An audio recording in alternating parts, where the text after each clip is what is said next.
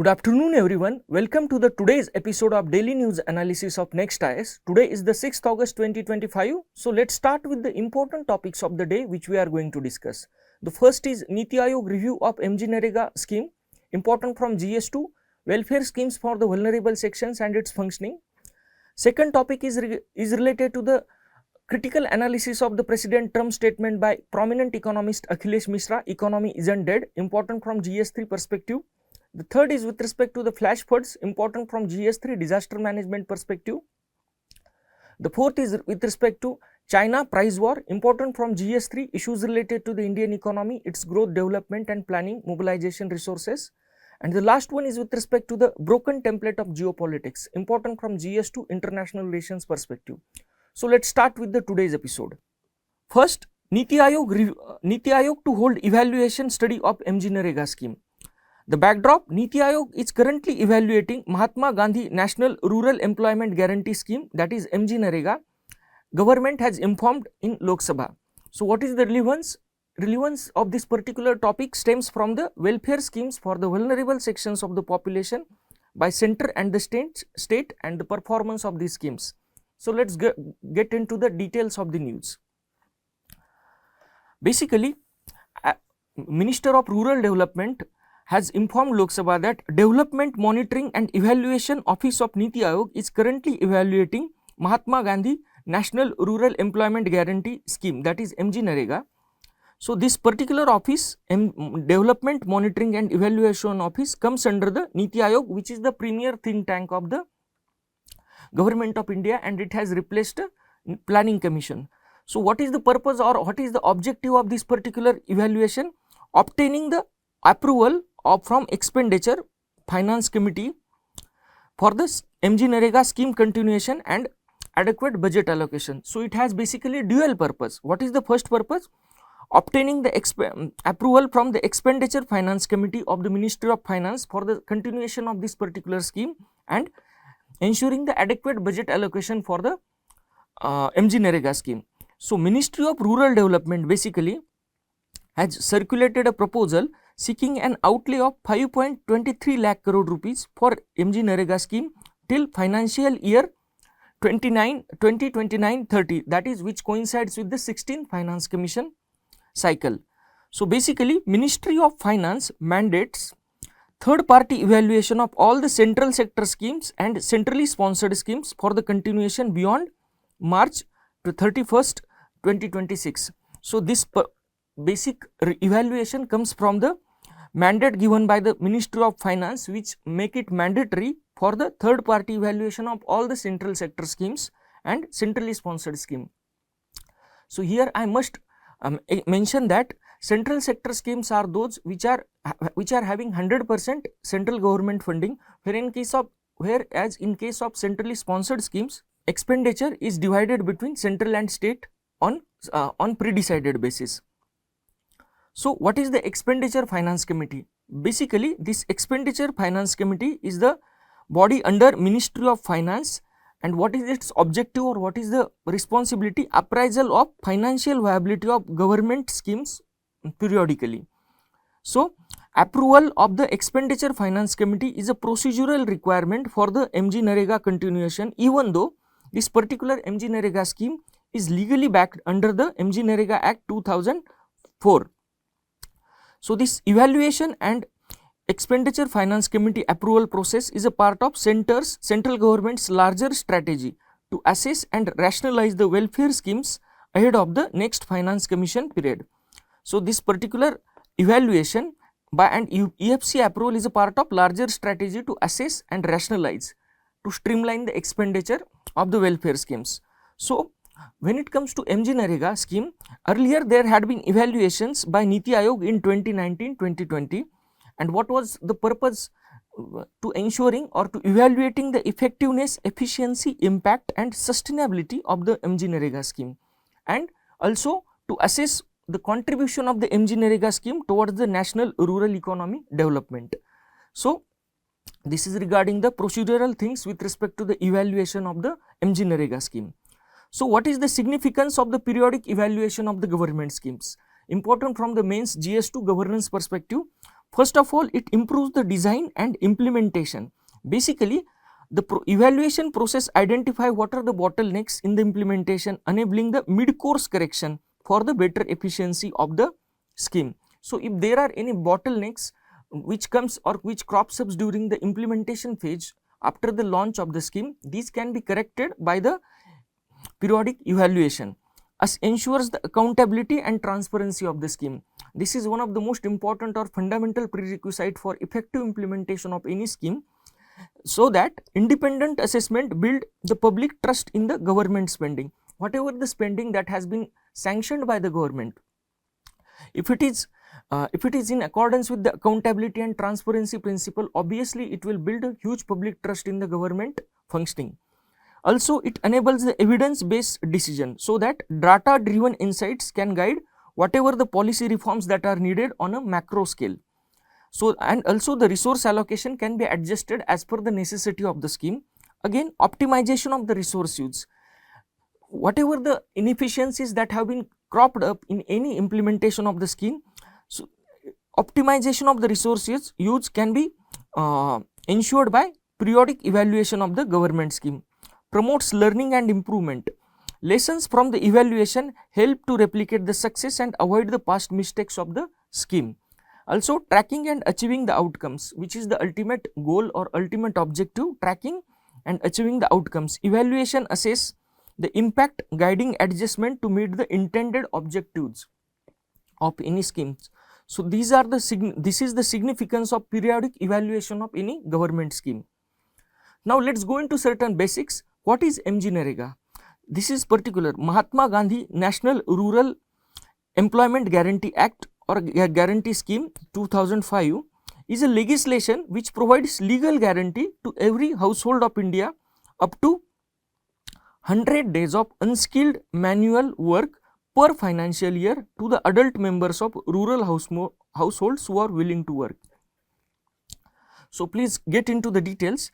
It provides, this particular legislation provides legal guarantee to every household of India, rural household of India, of what 100 days of unskilled manual work per financial year.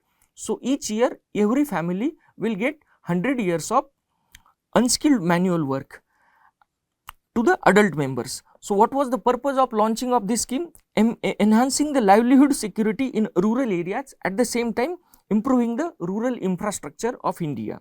So, this was the dual purpose of the launching of this particular scheme. So, let us go into the features of MGNREGA. First of all, guaranteed wage employment. As I have already mentioned, it provides 100 days of unskilled manual work annually to the rural households. Second, legal entitlement. Basically, under this particular scheme, employment is a legal right with the provision of unemployment allowance. It means that if any rural family demands work and if it is not given, then that particular family or adult members of that family are entitled for the unemployment allowance within 15 days. Within 15 days, this has to be noted. Again, gender equality. It promotes equal wages for men and women, and large proportion of workers are women. Basically, as per the study conducted by the Center for Policy Research, almost 57% of workers in this MGNREGA scheme are women. So, and at the same time, it is of also significance that it provides equal wages for the men and women. Asset creation. Basically, whatever the assets that have been created under the working of this scheme, the focus is on water conservation, afforestation, irrigation and construction of the rural roads. So, basically water conservation for the watershed management, afforestation to prevent the ill effects like flash floods or anything, irrigation, construction of the dams or bunds. Decentralized planning. It stems from the fact that this particular MGNREGA Act empowers Gram Panchayat to plan and implement works. So, there is a bottom up planning. Whatever the work that has to be constructed, that has to be performed in any particular village, that will be decided by the Gram Sabha or Gram Panchayat in accordance with the need of that particular village. So, this is a kind of bottom up planning. Accountability mechanism. So, there is a provision of social audits which as well as the grievance redressal, direct benefit transfer to ensure the transparency. This social audit is basically a mechanism by which common people or citizens of that particular village will do common accounting or auditing of that scheme, how much work has been done or what is the quality of that particular work. So these are the prominent features of the MGNREGA scheme. Now let's go into the significance. The first and foremost, livelihood security. This particular MGNREGA scheme acts as a safety net for the rural household during the lean season. Lean season means what? Means those season in which agriculture related work is not abundantly available. In that case, to avoid the disguised employment of the rural population, this particular MGNREGA scheme act as a game changer.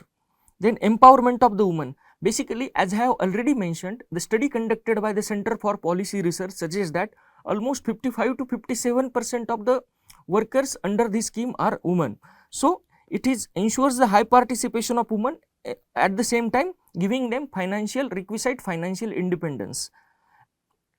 Then governance reforms. Basically, through the provision of direct benefit transfer as well as the social audit of the work, it strengthens the transparency and accountability through the audits and DBT. So this is the significance. What are the challenges as well as the limitations in the functioning of the MGNREGA? First and foremost is delayed wage payments. So regular delays demotivate workers from coming to work or joining this particular MGNREGA work.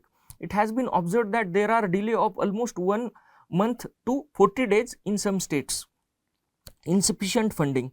Basically, budget constraint led to the reduced work days against the 100 days of promise as well as the incomplete projects which left behind. So basically, the study conducted by the NITI Aayog has concluded that in some state there were inadequate insufficient funding for the projects which led to the incomplete funding. Corruption and leakages. Issues like fake job codes or misuse of the funds persist.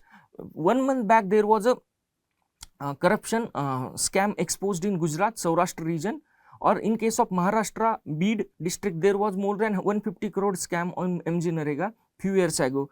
So these corruption and leakages are very common in various districts. Poor asset quality. Basically, the projects or the assets which are infrastructure assets which are created in the rural areas under this scheme proved to be the short-lived, and there was no any effort to create the sustainable infrastructure. So it was kind of waste of public money. Now let's go into the practice question of the day. Consider the following statements regarding the MGNREGA. Please solve this MCQ. Now let's go into the next topic of the day, that is economy isn't dead. Basically, what is the backdrop of this particular article? Donald Trump described India's economy as dead. So this particular article is the critical analysis of this President Donald Trump's statement, and it also highlights what are the achievements of the India's economy in last 10 years vis-a-vis other developing as well as the developed countries of the world. So let's go into the detail. So when it comes to relevance, this particular article is relevant from the GS3, that is Indian economy and issues related to planning, growth and mobilization of the resources. So what is the context? US President Donald Trump called India's economy as a dead. So let's go into the detail of this article. Now when it comes to the NDA government which had come to power in 2014, this 10 to 11 years of journey has been a journey of economic growth as per the author of this particular article. So let's go into the details. Economic growth and global standing. So when it comes to India, India had sustained very consistent economic growth of average 6.5% real GDP growth from 2015 to 2025. So in last 1 decade, India had sustained average real GDP growth of 6.5, unlike the other emerging markets like 4.1% or OECD countries of developed countries of 1.8%. So here author wants to mention that average growth rate of the Indian economy is above the other emerging markets like Brazil or Argentina or Russia, and OECD countries or developed countries which are having just a growth rate of real GDP growth rate of 1.8%. Now author here want to mention that despite the development disruptions in the form of COVID-19 pandemic or demonetization or GST reforms, Indian economy had been able to maintain its growth momentum consistently of 6.5% in last 1 decade. So What were the development disruptions mentioned? Demonetization in 2016, GST, COVID-19 pandemic. So when it comes to comparison, earlier growth, that is from 2004 to 14, it was supported by the strong global economy, but it was still slower than the China and other emerging markets. So here author compares the average economic growth rate of 2004 to 14 with 2015 to 25. So as per the author, in 2004 to 14, average India's economic growth was propelled by the strong global economy, but at the same time, then growth, whatever the growth was, economic growth rate of India was slower than the China as well as the other global emerging economies. Now, as of now, India is the fourth largest economy in the world, and it has surpassed UK as well as Japan. At present, the size of Indian economy is 331 lakh crore in 2025. In terms of US dollar, it is 4.1 trillion US dollar. It is the size of Indian economy, and soon Indian economy is projected to overtake Germany, and it will become a third largest in the world soon. So this is regarding the statistics related to the economic growth, average economic growth of Indian economy vis-a-vis other developing as well as the developed economies of the world. Now let us go into the trade and export related aspect of the Indian economy. Basically, when it comes to export, total exports from India grew from 468 billion in 2014 to 825 billion in 2024-25. So almost doubled. When it comes to defense export, between 2014 and 25, they are increased 34 times. That is, in case of 2013-2014, India's defense exports were 686 crore. But in case of 2024 and 25, India's defense exports rose to the 23,000 crore. This is a huge leap. When it comes to digital infrastructure, Unified Payment Interface became the global benchmark and processed 49% of all the real-time digital payments all over the world. So 49% of real-time digital payments all over the world are conducted in India as per this UPI. When it comes to trade competence, UK, which has recently finalized or signed the free trade agreement India, has called it a most ambitious FTA signed by Britain ever. When it comes to European Free Trade Association, the countries which are the member of the European Free Trade Association have pledged to invest more than $100 billion in India. Also, US, Canada and G7 engagement indicate the global reliance on the India's economy. When it comes to any G7 summit, our Prime Minister is the invitee. So, this reflects the engagement or confidence of the G7 economies into the India's leadership as well as the economy. Now, iPhones are now manufactured in India for the global markets. Almost 33% of the iPhones that are produced all over the world comes from the India. So this reflects the manufacturing growth of the India in case of the iPhone manufacturing. Now let us go into the market performance. Basically, when it comes to market performance, IPO leadership, India led the global IPO charts in 2024 with more than 327 IPOs, initial public offerings. Let's go into the aspects of stock market. Basically, National Stock Exchange at Mumbai ranks among the top 5 global exchanges all over the world in 2014. When it comes to equity market, equities delivered, in case of India, equity market delivered 16% of the annual returns, outperforming many global peers. When it comes to foreign investments, there is a significant rise in the foreign portfolio investment, reflecting the investor confidence in the India's economy. So when it comes to FDI, basically in financial year 2024-25, FDI value was more than $81 billion. What are the social indicators and welfare achievements in case of India in last one decade? So when it comes to poverty reduction, as per the NITI Aayog's multidimensional poverty report, more than 25 crore people have been lifted out of poverty in last one decade. 25 multidimensional poverty in last one decade, whereas in case of extreme poverty, the extent of extreme poverty has been dropped from 16% to the 2.3% as per the report given by the World Bank, and at the same time World Bank has also praised Indian economic performance in as well as reduction in the extreme poverty on such a large scale. Now let us go into the financial inclusion aspects of the Indian economy. Now when it comes to financial inclusion, more than 55 crore Jan Dhan accounts were opened in last one decade. To be more specific, more than 57 crore accounts have been opened in last one decade, out of which almost 50% or 52% are from the women beneficiaries. When it comes to Mudra loans, in last 7 to 8 years, more than 34 lakh crore Mudra loans have been dispersed to the various beneficiaries. And at the same time, when it comes to the healthcare sector, India has executed world's largest vaccination drive in the aftermath of the COVID-19 pandemic, and also through the Vaccine Maitri initiative, India has provided vaccine to the more than 100 nations of the world.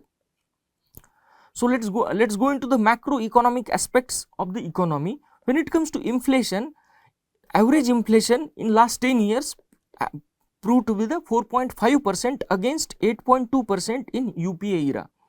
When it comes to forex reserves, they have doubled since last one decade. As of now, the value of the forex reserve on 20th June 2025 is $697 billion, almost $700 billion. Per capita income, in last one decade, the rate of per capita income the increase in the per capita income in last one decade is 42% in case of India, and vis-a-vis 30% in against the other emerging average markets. So it's almost 14% lead to the India in case of increase in the per capita income vis-a-vis other emerging markets.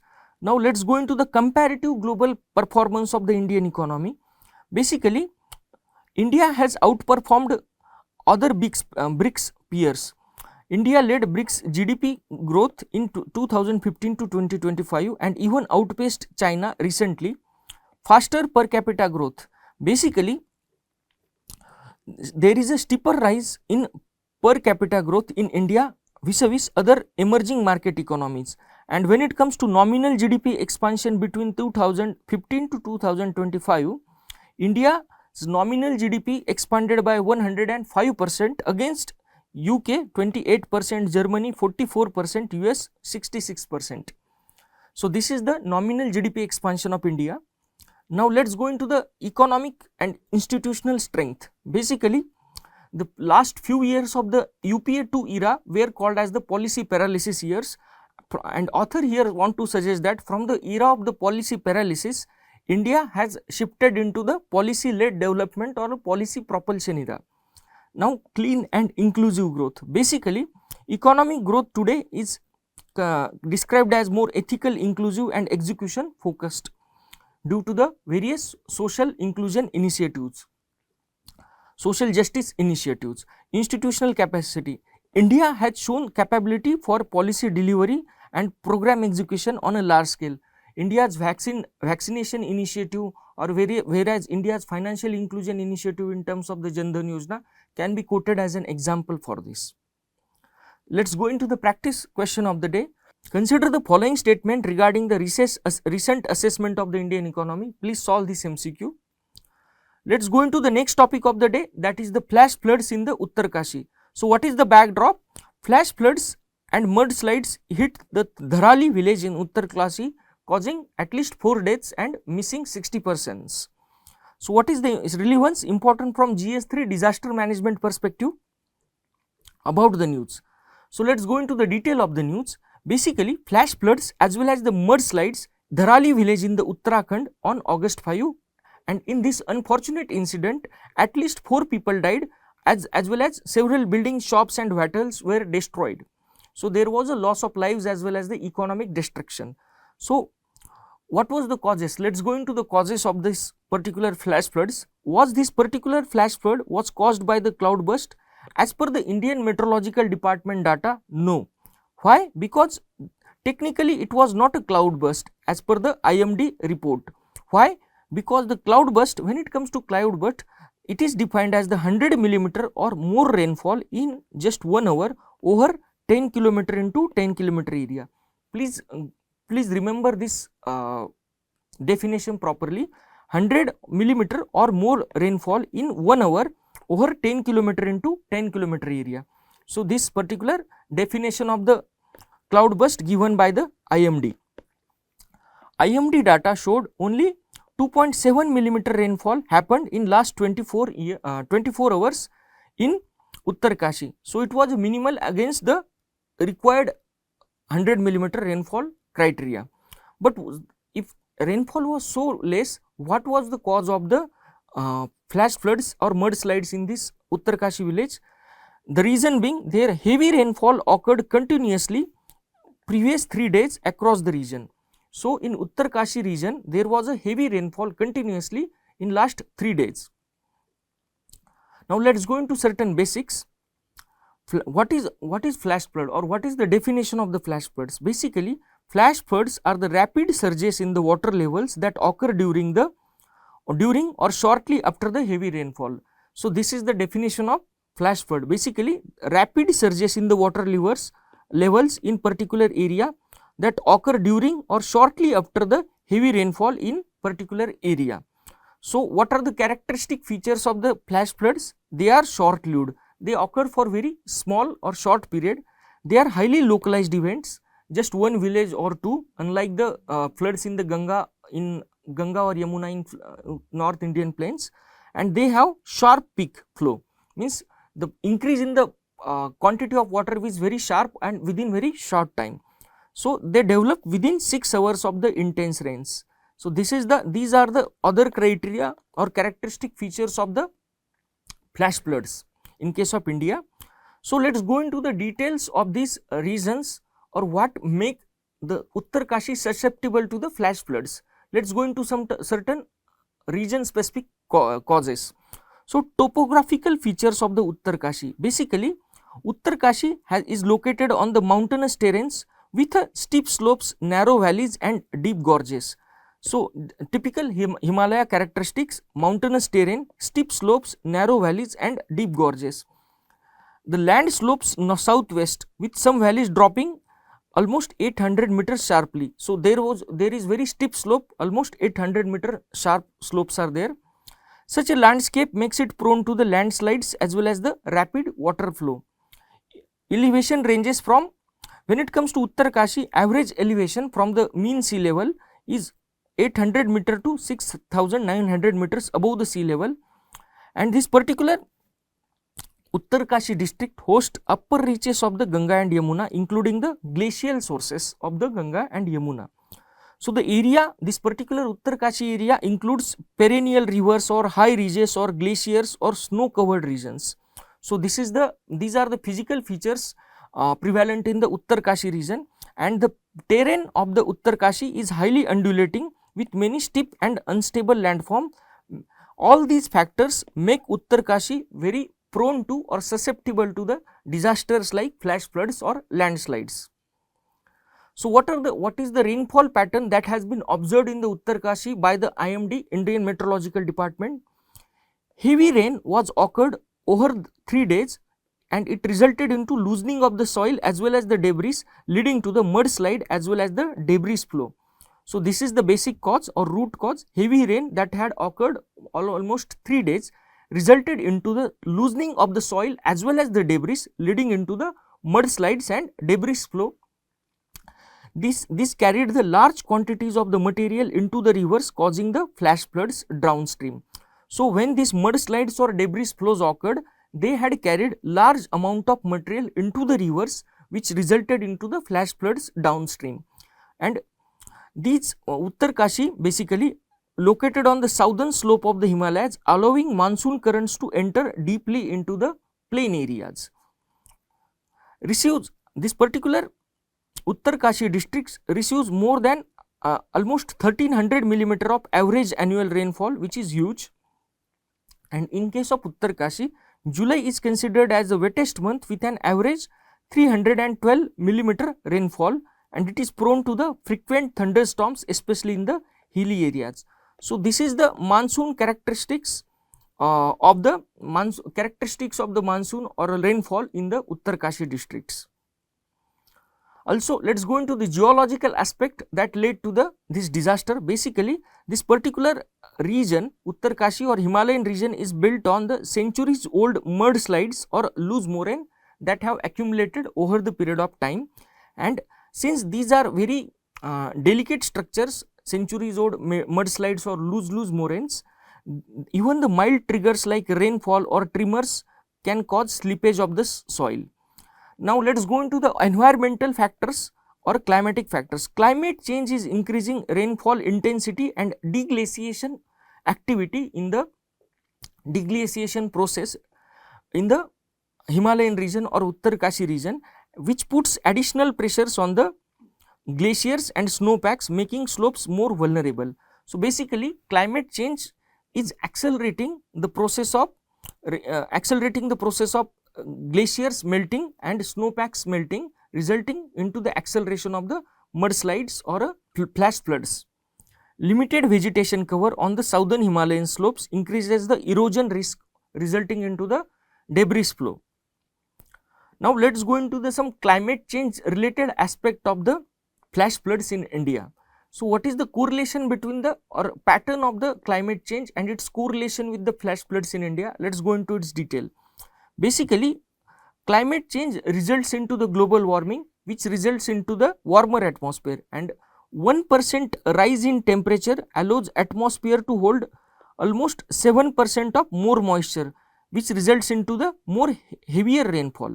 So, this is the basic correlation between the climate change and increased incidences of rainfall in Himalayan region. So, 1% rise in temperature leads to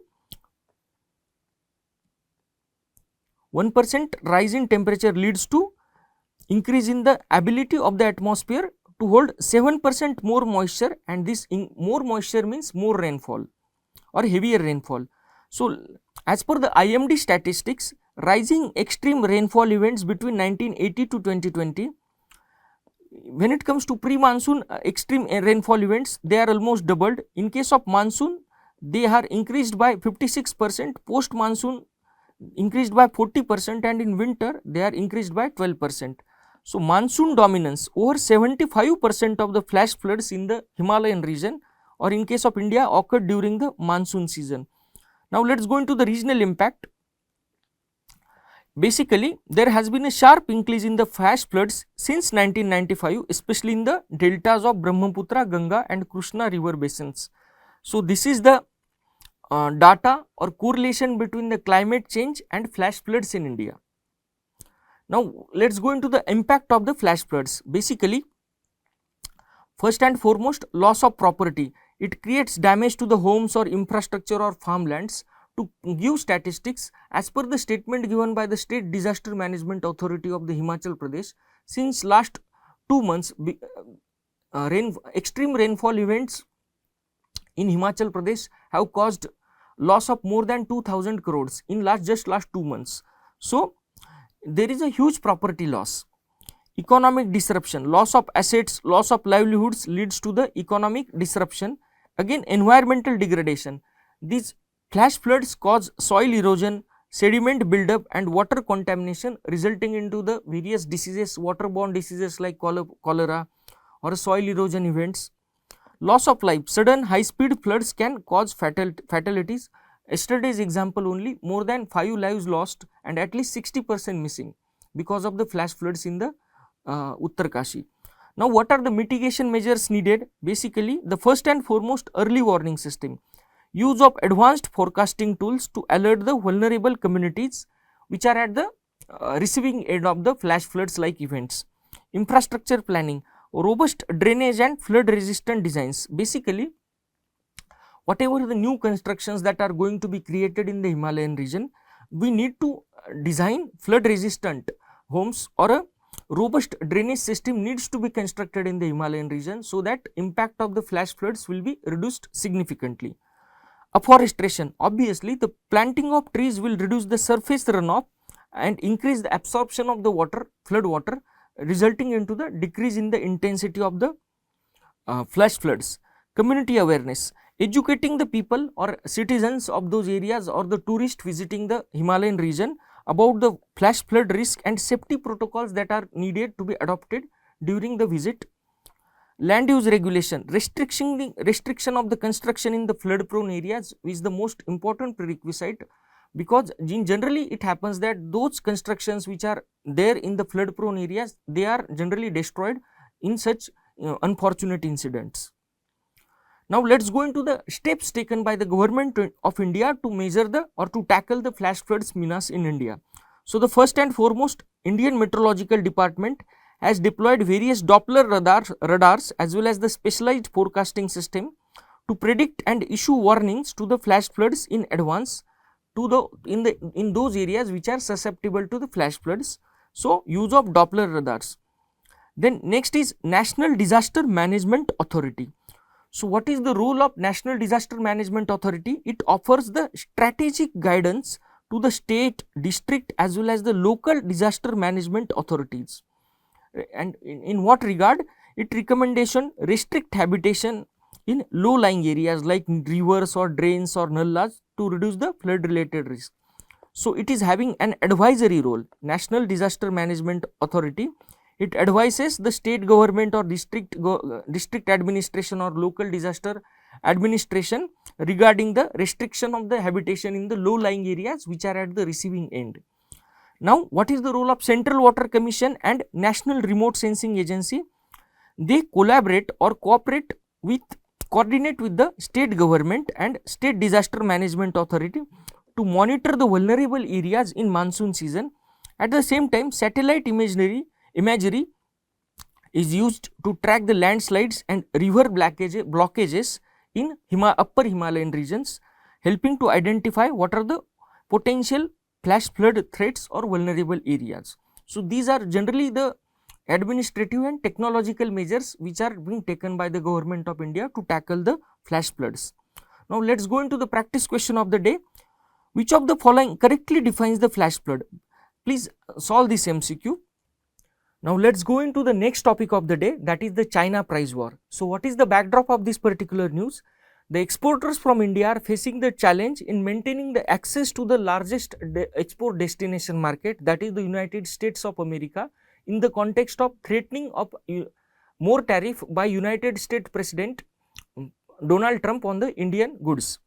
So what is the relevance of this particular topic? It comes from the GS3, that is the Indian economy, issues related to planning, mobilization of resources, growth, development and employment.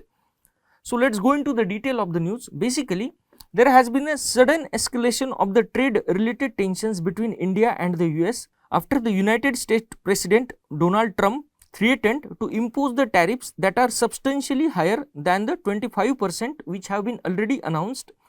And thus in the context of this, Indian exporters are facing two-pronged challenge, basically in maintaining the access to their largest export market, that is the United States. So what are the twofold challenges that have been placed? The first is aggressive price cutting by the China. Basically in the context of increased or enhanced tariff by the United States that have been imposed on the China has resorted to the aggressive policy price cutting strategy, and because of this, the Chinese goods are 5% cheaper than Indian goods in US market.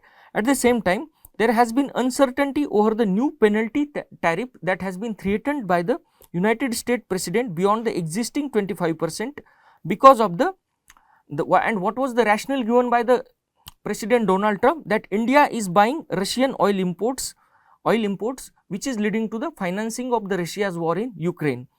So this ambiguity or uncertainty led to the stalling of the export contracts by the Indian exporters, especially in the low margin sectors like apparel, linen, cotton garments or footwear.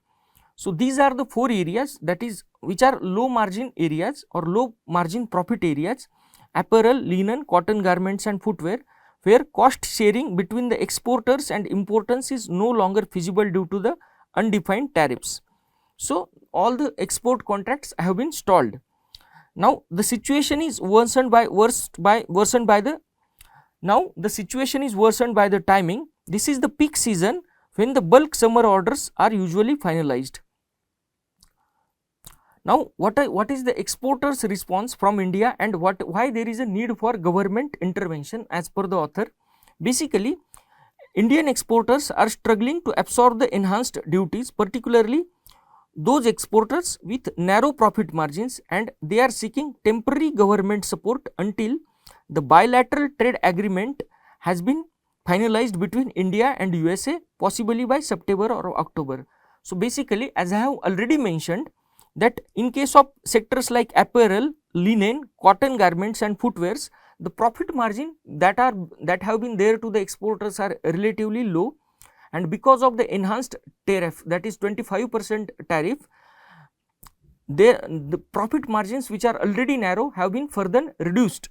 In the context of this scenario, exporters are struggling to absorb the duties and asking or requesting government to provide the temporary support until the bilateral trade agreement between India and US gets finalized. So, basically, exporters and importers are unable to finalize the deals, and because neither party knows the extent of penalties that are going to be imposed by the America, causing uncertainty in the negotiation as well as the shipment schedule of the export materials. Now, what is the India's official stance in the context of threatening by the United States President Donald Trump?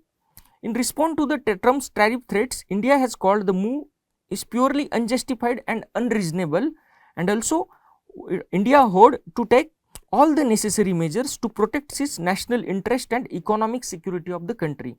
So, India has given a reasonable and proportionate response to the threat given by the Trump. So, what was the Trump allegation regarding why he want to increase the tariffs on Indian goods? Basically, his rationale is that India buys large quantities of the Russian oil and profits by reselling this oil in the international market, but at the same time India is ignoring the war in Ukraine. Based on this, he has promised to substantially increase the higher tariffs on the Indian goods in US market. So, what are the economic and geopolitical implications of this move? According to the rating agency ICRA, potential penalties could reduce the India GDP growth forecast by 20 basis points, that is from 6.7 to the 6.4% in financial year 2026, which further downside the risk depending on the extent of tariff action. So, basically, India's growth rate is likely to be reduced by 20 basis point from to 6.7% or 6.6% to the 6.4%, and here the rating agency mentions that if there is a further enhancement in the tariff by USA. Also, Professor Simon Event criticized US strategy of imposing the tariffs or enhancing the tariffs on the Indian goods as a geopolitical motivated and not the economic one. So, what was his observation? That US has antagonized all the original BRICS nation, Brazil, Russia, India, China and South Africa. In US has successfully antagonized all the original BRICS nations. India's export to US, that is the smartphones, diamonds or medicines, have alternate global market. So, there is no need to worry for India in long terms as per the Professor Simon Event. Only one fifth of the Indian exports go to the US, that is around 20% go to the US, making it less dependent on the US policy. Now, also there are confusion with respect to various kinds of confusions with respect to the transshipment rules of the US. Basically, a trade expert, Deobra Elms, raised concern over the lack of clarity by the US on what qualifies as the transshipment under the US law. So, there has been no policy clarity regarding the concept of transshipment in the US. So, what is this particular transshipment? Basically, transshipped goods refer to the cargo that is unloaded from one mode of transportation to the and reloaded onto the another during the journey to the final destination. So, suppose Indian goods are getting exported to the USA and they have been reloaded from one ship to other ship somewhere on the Panama Canal. It will be called as a transshipped goods. And second aspect, US intends to impose 40% tariffs on the transshipped goods, but has not defined what counts as a substantial transformation, which is a very important standard in the global trade. Basically, let's go into the detail of this substantial transformation. Substantial transformation refers to the process where a product undergoes significant change in the form, character, use, resulting into the new and different article of commerce. So, this refers to the substantial transformation, and in case of US, there is no clarity with respect to what constitutes this substantial transformation. This regulatory vacuum leaves exporters confused about value thresholds or tariff classification changes and eligibility under the free trade agreements with US. Now, let us go into the practice question. Which of the following have been recently contributed to the uncertainty in the India's export to the US? Please solve this MCQ. Now, let us go into the last topic of the day, broken template of the geopolitics. So, what is the backdrop of this particular article? India need to get, as per the author of this article, India need to get its geopolitics right in order to get its economic and technological trajectory right. This article has been written in the context of recent upheaval or recent downward trajectory in the India-US relation, Operation Sindoor, as well as the India-EU relations, and what's going wrong in those aspects. So, what is the relevance? GS2 international relations, effect of the policies and politics of the developed and developing countries on the India's interest. Now, let us go into the detail of this article. What is the about? Let us go into the detail. India, as per the author of this article, India must increase its global presence, especially in the geopolitical dynamics in the global arena are shifting. So, however, the international environment, as per the author of this article, international environment currently not favor the India's strategic interest. So, to substantiate this point, that is international environment currently not favoring India's strategic interest, has been supported by the argument given by the author in case of Operation Sindoor. Author here suggests that Operation Sindoor and aftermath was a diplomatic reality check for India. How? Because during Operation Sindoor, many strategic partners of India hesitated to directly condemn Pakistan for sheltering the UN designated terrorist. So, many of the strategic partners of India, including the Russia, have not taken the name of Pakistan, but at the same time they only condemned Pahalgam terrorist attack. 3 attackers which were involved in the Pahalgam attack were Pakistani nationals from the Lashkar-e-Toiba, although the attack was carried out by the proxy organization of the Lashkar-e-Toiba, that is the Resistant Front, in which was established aftermath of 2019. So, while India's counter strike was effective in Operation Sindoor, the narrative was overshadowed by the US President Trump's claims of brokering a ceasefire through the trade pressure. So, Trump has repeatedly claimed that he has caused ceasefire between India and Pakistan by threatening the trade pressure or tariff on both nations. Post operation, US actions undermined India's credibility in terms of Trump has invited Pakistan's army chief or field marshal for lunch. Also, at the same time, US has designated the Resistant Front responsible for the attack as a foreign terrorist organization, which was a partial diplomatic win for the India. UN also acknowledged the Resistant Front role in offering some support to the India's position. So, this was a kind of diplomatic check for the India in the context of Pahalgam attack and Operation Sindoor after that. Now, author here dwells deep into the strained India-US trade relations in present times.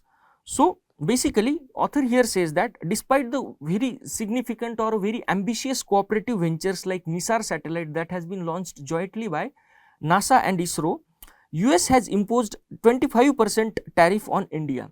On the 1st of July, India has launched NISAR satellite, and on the very 1st July only, Trump has imposed 25% tariff on the Indian goods. Also, further, US President has threatened to further penalize India over the oil imports from Russia, linking trade to the geopolitical issues. Trump also discouraged US investment in India by urging the American companies to hire domestically instead of hiring Indian talent. US security and trade policies have favored Indo-Pacific allies and European Union sidelining India. So here author says that whatever the US security policies or trade policies are there, they are sidelining India. Nvidia, which is a tech giant of the US, is allowed to resume the chip sales to the China, reflecting the inconsistent enforcement of the tech restrictions by the United States on the China. At the same time, author here also highlights the growing US-Pakistan ties, including the praise by the American general for the Pakistan's counter-terrorism efforts hurted the India's regional interest. US also acted against India's interest in the Bangladesh and Myanmar. How? Basically, US has gone against the Indian interest in Bangladesh by supporting the ouster of Sheikh Hasina. In case of Myanmar, US and European Union has supported the forces opposing the military junta government, but those forces which are opposing the military government in Myanmar are creating instability in the India's northeast. So what are the EU's double standard? Now author here dwells into the double standards of European Union. So EU imposed sanctions on India's Wadinar refinery despite why? Because it conducts the trade with Russia. It buys crude oil from the Russia, but despite its own imports from the Russian energy. So EU continues its energy import or crude oil import from the Russia, but at the same time it has imposed sanctions on the Wadinar refinery. Several EU countries, European Union countries, continue to import Russian oil while pressuring India to stop its import. European Union maintains trade barriers such as the carbon border tax or CBAM and digital restrictions to prevent the free flow of the exports from the India. India hopes a new trade deal with UK will soften the European Union stance on the upcoming India-EU negotiations. Basically, India-EU negotiations on the free trade deals is the process in the making since long. But here author says that since India has recently concluded the free trade deal with United Kingdom, it will create a soft stance or a positive environment for the India's talk with European Union for a free trade agreement. Now author here dwells into the China's aggressive strategies in India's neighborhood. How China is reviving its strategy to collude with the India's neighbors and to weaken this India's strategic position in the Indian subcontinent. So here China is reviving the groupings like trilateral with India. China had proposed trilateral with Pakistan and Bangladesh. This particular offer was clearly rejected by the Dhaka. Also, China is helping Bangladesh to revive or redevelop World War II airbase near the Siliguri corridor, which is just few hundred kilometers from the border of the India. China also supported Pakistan during the Operation Sindoor and renamed locations in the Arunachal Pradesh. Basically, this particular statement is also given by the India's Vice of Chief of Army Staff conference that China was providing satellite images to the Pakistan or technological support to the Pakistan during the Operation Sindoor. It also aims to control the future Dalai Lama institution and constructing a major dam near the Indian border.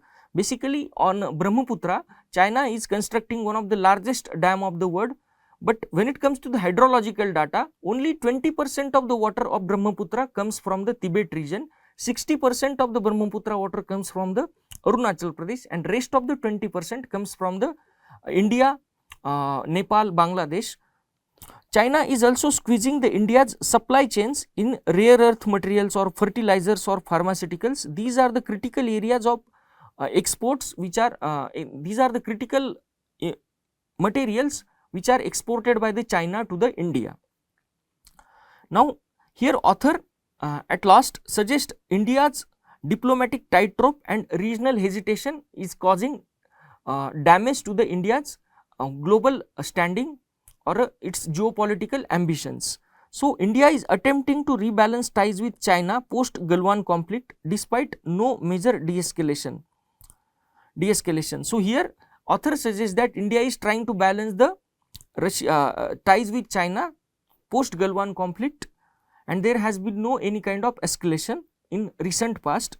India has remained largely passive in the conflicts like Gaza, Israel and Israel, Iran, despite having strong Gulf ties. Basically, when it comes to India, there are more than 35 lakh Indians working in Gulf region. So India has very close ties with the Gulf region, and because of this basically India has friendship across all the spectrum, because of which India has decided to have a passive attitude or a passive role in the Gaza-Israel conflict or Israel-Iran conflict. Its non-engagement approach risk marginalizing its voice in the global geopolitics. So here author says that India's tendency towards the non-engagement in the conflicts like Gaza-Israel or Israel-Iran conflict, India risk itself marginalizing the voice in the global geopolitics. Operation Sindoor has highlighted India must engage with global conflicts to expect the reciprocal support. So, the lack of adequate global support post Operation Sindoor suggests that India should actively engage in the global conflicts, or India should take an active or a clear stand in the global conflict so that it will get support from the other countries also. Now, what is the road ahead? Basically, India's rethinking of the India's approach. Author here suggests of rethinking of India's approach. Some believe that India should avoid global entanglement and focus solely on becoming the third largest economy. So, here author suggests that there is one way of thinking or school of thought that India should solely focus on the economic strength itself. But at the same time, author suggests that geopolitics now directly shape the economics as well as the technological outcomes in the context of India as well as the world. So, free trade and multilateralism have been replaced by the coercion, protectionism and strategic alignments, as can be quoted from the threatening of the tariffs by the President Donald Trump. So here author suggests realigning the India strategy. India is asserting itself geopolitically and no longer accepting the selective targeting or cherry picking by the United States and European Union, and at the same time India has actively exposed double standards adopted by the European Union, EU, by the fact that European Union trades more with the Russia than India does, and US imports critical elements like uranium and fertilizers from Russia while pressurizing India to reduce the imports of the crude oil from the Russia. Now, when it comes to global conflict engagement, India's recent call for ceasefire in Gaza marks a shift towards the proactive global engagement. So far, India had advocated for the conclusion conducive environment and return of normalcy and peace in the Gaza-Israel conflict, but as of now, India has actively given a call for ceasefire in the Gaza, and according to author, this is a shift towards the proactive global engagement by the India. This is a part of India's preservation of the strategic autonomy in the changing world order. Now, rebuilding of the strategic relations. Because of the strained trust with the US, India must quickly conclude India-US trade deal. Here, author suggests that since the trade ties between the India and US are strained, basically India as soon as should conclude the India-US trade deal. And what is the purpose? It will stabilize the relation between the India and US and encourage the US participation in the key forums like Quad Summit, which are formed to counter the China's influence, and exploring the multi-alignment. Basically, as per the author, the revival of the groupings like Russia, India, China is very uncertain owing to the strategic or geopolitical divergence between those countries. So, through the BRICS or SCO or East Asia Summit, India should strengthen the ties with regional allies or regional countries. So, at the conclusion, author suggests that India must shed its passive stance in the global affairs, as sustained economic growth in present times hinges on the proactive and strategic geopolitical engagement of the country or present government. Let us go into the practice question. In the context of the rising geopolitical coercion and trade protectionism, examine how India can recalibrate its foreign policy to safeguard the strategic autonomy and economic interest. Please write the answer of this question. This is all for the day. Thank you.